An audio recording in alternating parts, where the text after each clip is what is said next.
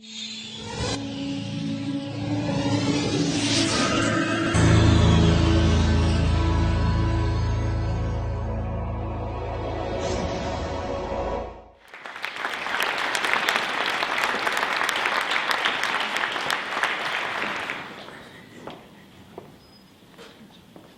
everybody.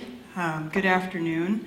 I guess I'm going to change the structure a little bit by doing this presentation in English, so I hope that is not too troublesome for you. So I want to talk about something quite personal, and that is about fear. And I want to talk about how to change fear into something more productive and more positive.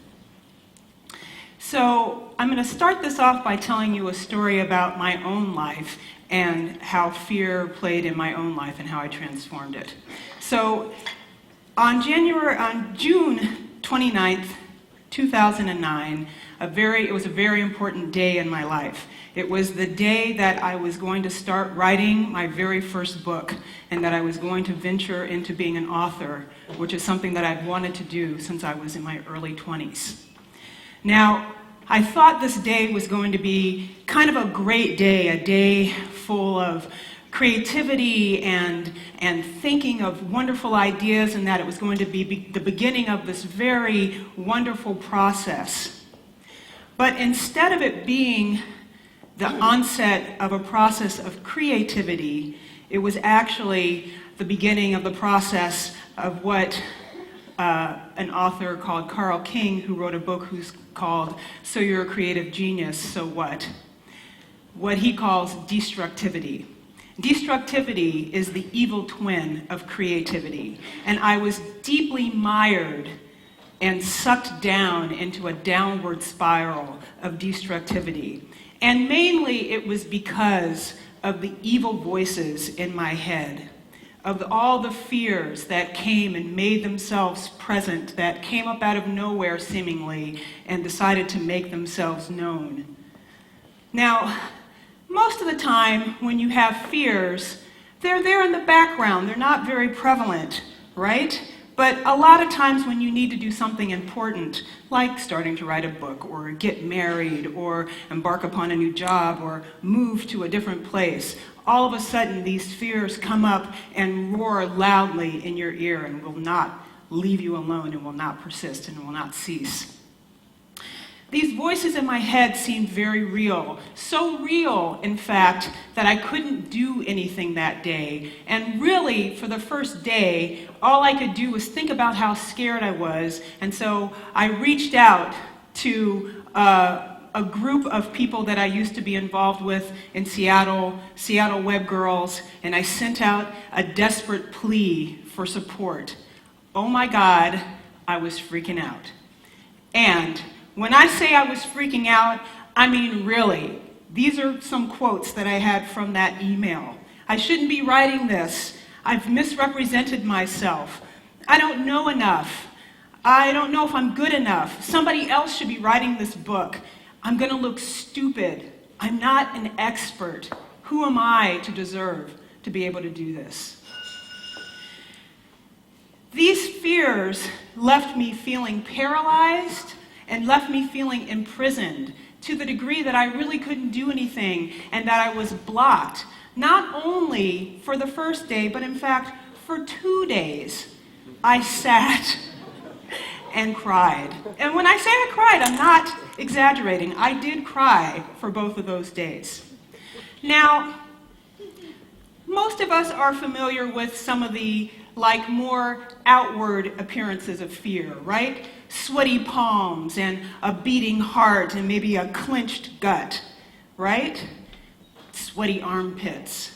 But sometimes fears, like I said, are a little more insidious than that. They're a little more subtle, and they show up in the form of what I like to call what is known as the inner critic. And the inner critic is kind of like this amorphous kind of blank-faced, looming, huge entity inside of you that comes and just hammers away at you relentlessly until you're kind of beaten into submission. So the inner critic can take the form of something that's called imposter syndrome. Imposter syndrome is when you feel that if you are good at something, that your competence actually isn't real, that at any moment you will be found out that you will be a fraud, and that any of your success is really due to dumb luck and chance and fate, and really isn't due to the fact that you actually are good at what you're doing. There's also, the inner critic shows up in the form of comparison, when you compare yourself to somebody else, unnecessarily and needlessly, because as some people have said, you can't compare your insides with somebody's outsides.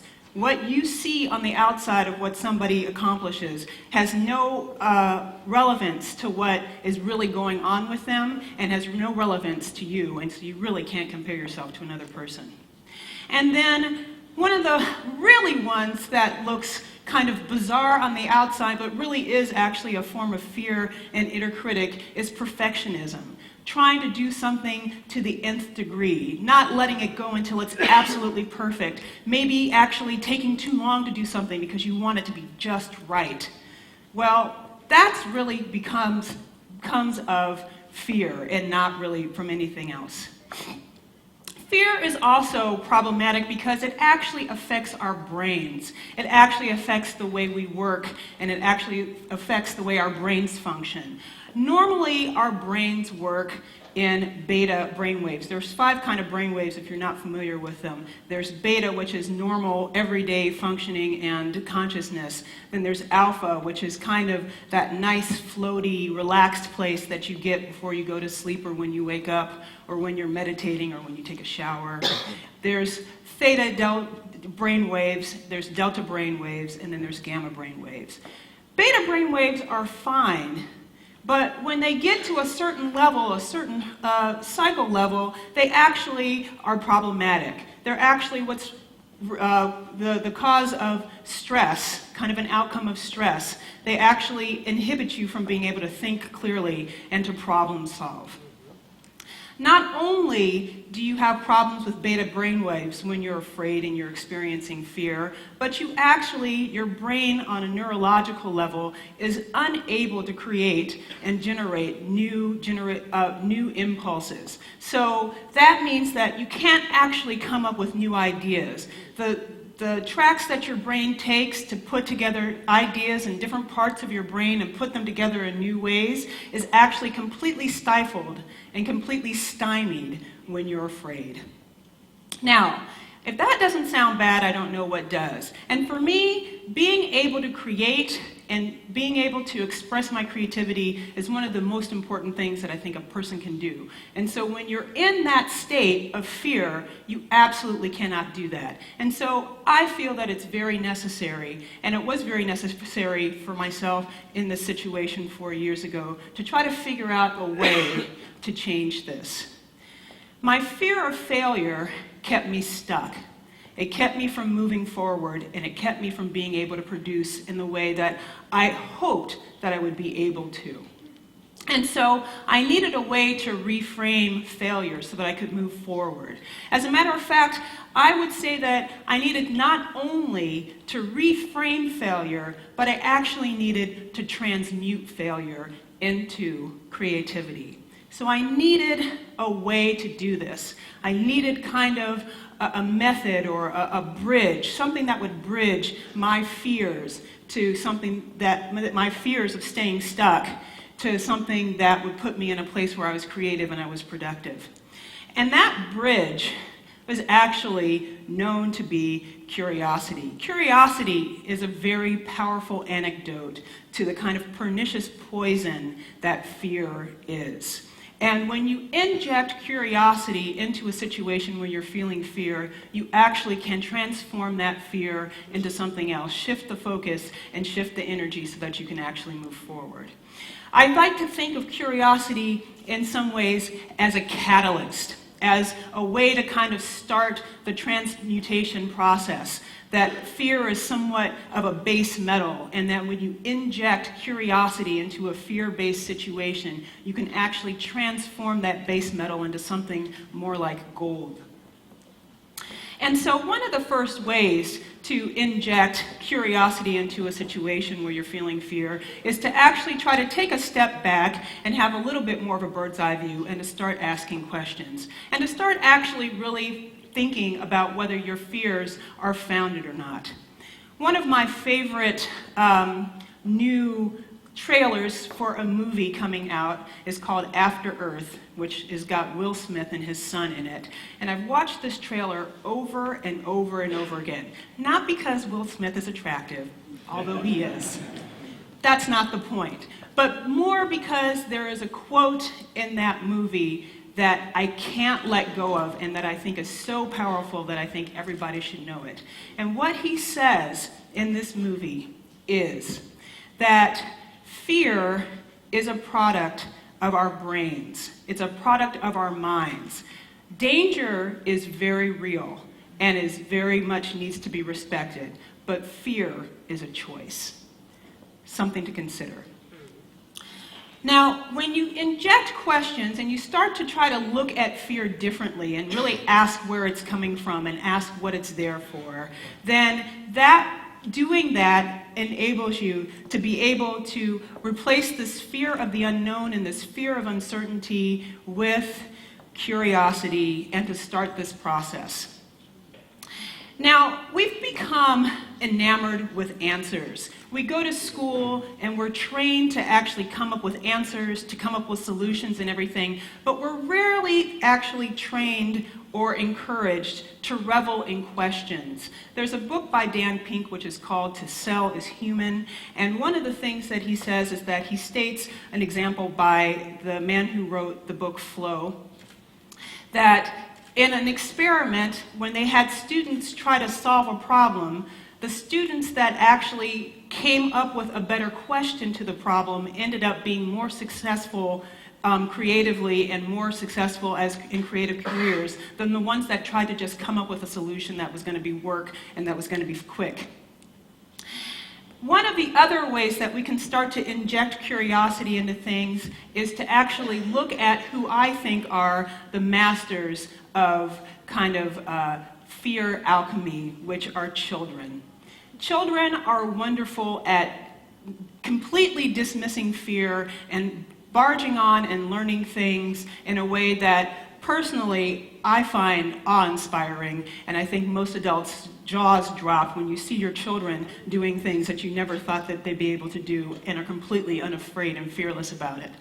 So learning from the masters is very important. Just like when a child starts to walk, they take their first step, they don't really care about it, and they keep going. Twyla Tharp wrote a book called The Creativity Habit. And Twyla Tharp is a very well-known choreographer. And one of the things that she suggests in this book to kind of keep your creativity going and to kind of get into the flow of creativity is to make sure that if you fail, and we all do, to first fail in private.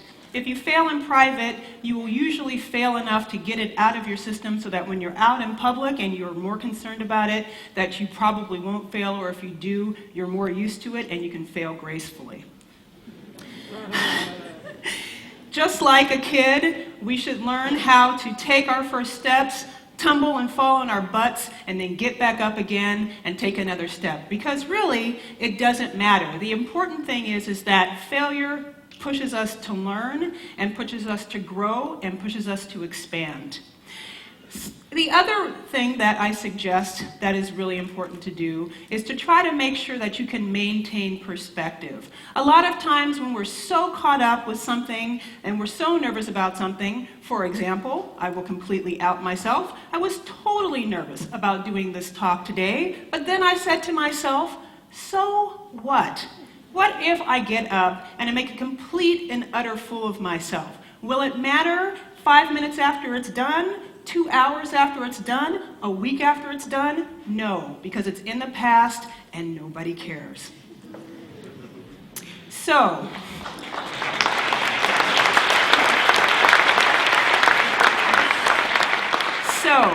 to wrap it up, to give you an end to my story that I so cleverly started with and then left at the very beginning, left you right in the middle hanging so that you didn't really know what happened.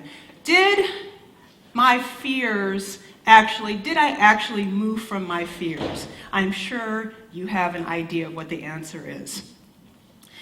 So I started writing my book at the end of June 2009, and I finished it at the end of February 2010. Now, for some people, that could be something that can be considered a success. But for me, that was a fail. That was a failure because my original plan for finishing the book was to finish it in 4.5 months. Now, I learned later on that that was a very aggressive timeline for a 250-page book, but at the time it seemed like a good idea.